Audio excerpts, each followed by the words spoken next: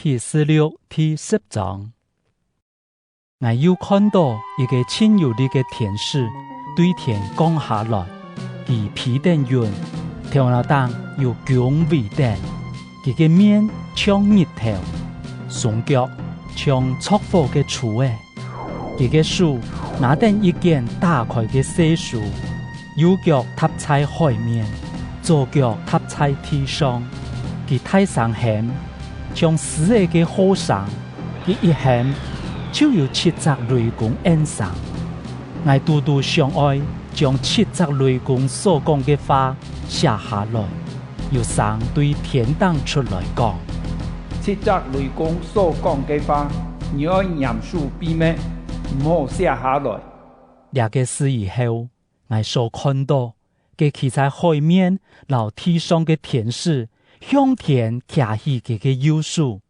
指定嘅創造天地海，老其中萬物嘅元神上帝發誓講：唔會再延長呢。提起嘅天使盤合同嘅事，上帝嘅奧秘就愛實現，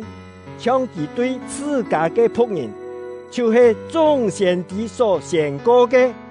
後來我聽到嘅先前對天堂出來嘅聲，又對我講：你將企在海面老地上嘅天使手中嘅件打開嘅書拿來。我行過去，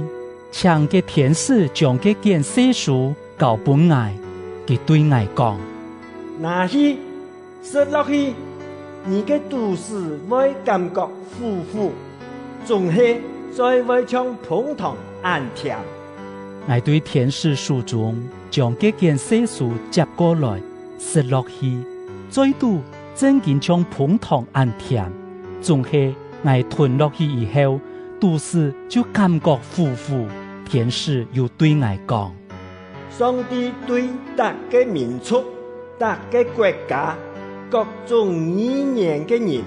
留嘅到君王所講嘅語言，